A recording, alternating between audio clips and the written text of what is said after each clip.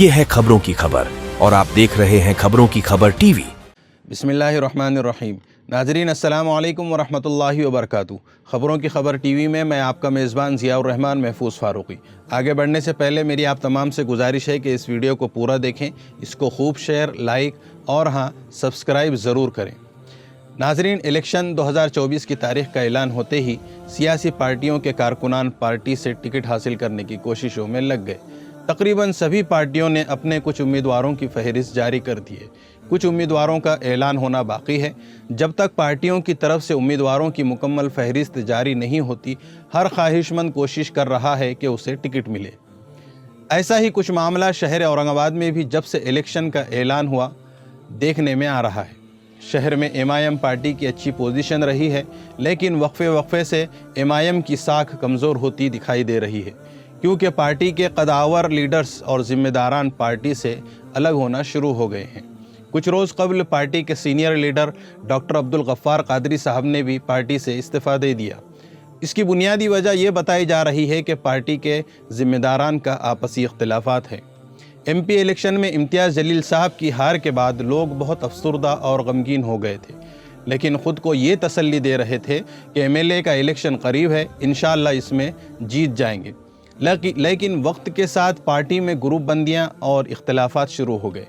नाज़रीन, असदुद्दीन ओवैसी साहब की जानिब से महाराष्ट्र के 5 नामों के ऐलान के बाद ये देखा गया कि लोग बहुत तशवीश में आ गए कि पार्टी के senior leader doctor Abdul Gaffar Qadri sahab के नाम का ऐलान क्यों नहीं किया गया।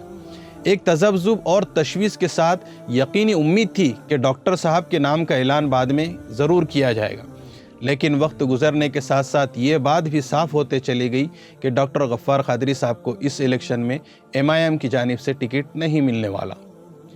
शहर के उलमा, दानिशवरान, कौम व मिल्लत ने इस ताल्लुक़ से बहुत कोशिशें की कि जनाब अब्दुल गफ्फार कादरी साहब और इम्तियाज़ जलील साहब के जो भी आपसी इख्तिलाफ़ात हैं वो ख़त्म हो जाएं और आपस में किसी तरह से सुलह हो जाए, ताकि आपसी इख्तिलाफ़ात की वजह से पार्टी का नुकसान ना हो और फ़िरक़ा परस्तों का फ़ायदा ना हो। पहले मकामी ज़िम्मेदारान से ये कोशिशें की गई, लेकिन कोई खातिर खा नतीजा नहीं निकला।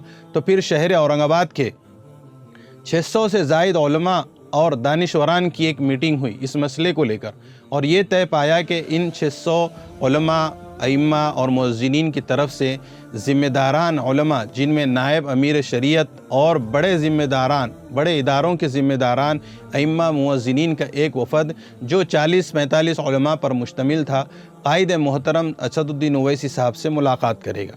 और उलमा का एक वफ़द तरतीब भी दिया गया जो कायद मोहतरम बैरिस्टर असदुद्दीन ओवैसी साहब की खिदमत में हैदराबाद हाज़िर हुआ और असदुद्दीन ओवैसी साहब से मुलाकात करके कायद मोहतरम को समझाने और शहर के हालात पर उनकी तवज्जो दिलाने और इस मसले पर नज़र सानी करने की गुजारिश की गई।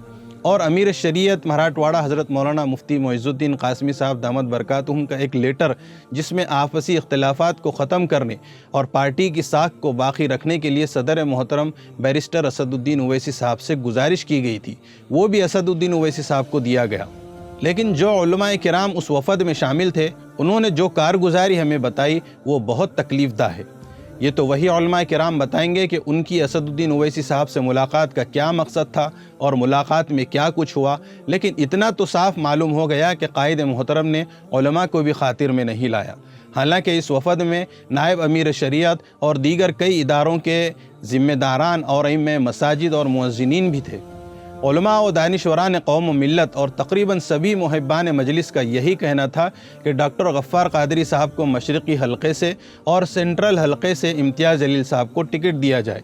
इससे इंतशार भी नहीं होगा और पार्टी का नुकसान भी नहीं होगा, क्योंकि चाहे वो इम्तियाज़ जलील साहब हो या डॉक्टर अब्दुल गफ्फार कादरी साहब, दोनों भी सीनियर लीडर्स हैं और दोनों को मुसलमान अपना कायद समझते हैं। उलमा व दानिशवरान का यही कहना था कि असदुद्दीन ओवैसी साहब चाहते तो ये बिल्कुल मुमकिन था, लेकिन पता नहीं कि आखिर असद साहब ने इस नाजुक और संगीन मसले पर ऐसा फ़ैसला क्यों किया। खैर, उलमाए किराम इस मामले में अब बहुत संजीदा और फ़िक्रमंद हैं। उलमा और दानिशवरान इस मामले में क्या तय करते हैं, ये आइंदा 2-3 दिन में वाज़ेह हो जाएगा। उलमाए किराम और दीगर संजीदा मुसलमान पार्टी की मोहब्बत और उसकी बका के लिए फ़िक्रमंद और कोशिशें कर रहे थे। उनको जो डर था आखिर वही हुआ कि सेंट्रल हलक़े से नासिर सिद्दीकी साहब को आज टिकट दे दिया गया। اب ظاہر ہے کہ مشرقی حلقے سے امتیاز جلیل صاحب اور ڈاکٹر عبدالغفار قادری صاحب دو بڑے چہرے آمنے سامنے ہوں گے۔ ایسے میں اب لوگ مزید تشویش میں ہے کہ آخر کسے ووٹ دیں، اور یہ کہا جا رہا ہے کہ آپسی اختلافات کی وجہ سے کہیں پارٹی کا نقصان نہ ہو جائے، جیسے ناندیڑ میں پارٹی کا نقصان ہوا، کہیں ناندیڑ کے بعد اور اورنگ آباد میں بھی اب ویسا ہی نہ ہو جائے۔ بہرحال دیکھتے ہیں کہ آگے کیا ہوتا ہے۔ یہ بھی ممکن ہے کہ اورنگ آباد کے علماء کرام اس الیکشن سے کھلے طور پر میدان میں اتریں اور اپنا واضح موقف ظاہر کر دیں۔ لیکن ناظرین، ایک بات یہاں کہنا ضروری سمجھتا ہوں کہ الیکشن آتے جاتے رہیں گے۔ ضروری نہیں کہ آپ جسے سپورٹ کرتے ہیں آپ کے گھر والے، دوست احباب بھی اسی کو سپورٹ کریں۔ اس لیے ان الیکشن اور پارٹیوں کے سپورٹ والے معاملے کی وجہ سے اپنے آپسی تعلقات، رشتہ داریوں کو خراب نہ کریں۔ یہ الیکشن 1 مہینے کے ہوتے ہیں، بس اس کا خیال رکھیں۔ ایک بات یاد رکھیں کہ جس سیاسی لیڈر کے گھر آپ گھس نہیں سکتے، اسی لیڈر کے خاطر ہم اپنے دوست، بھائی اور رشتہ دار کو ناراض کر لیتے ہیں، جو آپ کو گھر میں بٹھا کر آپ کی مہمان نوازی کرتا ہے، آپ کو کھانا کھلاتا ہے، چائے پلاتا ہے۔ دنیا کا سب سے بڑا بیوقوف ہے وہ شخص جو سیاست دانوں کی خاطر اپنے پیاروں سے بد کلامی یا تعلقات کو، رشتہ داریوں کو خراب کرتا ہے، ختم کرتا ہے۔ جو لیڈر واقعی مخلص اور قوم و ملت کے ہمدرد ہوتے ہیں، وہ خود اپنے چاہنے والوں کے تعلقات خراب نہیں ہونے دیتے، اور ان سیاسی لوگوں سے بھی دور رہنا چاہیے جنہیں آپ سے، آپ کے مسائل اور حالات سے، پریشانیوں سے کوئی فرق نہیں پڑتا۔ اللہ ہمارے شہر عزیز کو نظر بد سے بچائے اور ہر طرح سے عافیت کا معاملہ فرمائے، آمین یا رب العالمین۔ چلیے ناظرین، وقت کافی ہو گیا ہے۔ ہم الیکشن کی تازہ ترین اپڈیٹس آپ کو خبروں کی خبر ٹی وی چینل کے ذریعے دیتے رہیں گے۔ آپ سے گزارش ہے کہ اس ویڈیو کو خوب شیئر کریں، اور جن لوگوں نے ابھی تک خبروں کی خبر ٹی وی چینل کو سبسکرائب نہیں کیا، براہ کرم وہ ضرور سبسکرائب کریں۔ اب اجازت چاہتا ہوں، اللہ حافظ، السلام علیکم ورحمۃ اللہ وبرکاتہ۔ یہ ہے خبروں کی خبر، اور آپ دیکھ رہے ہیں خبروں کی خبر ٹی وی۔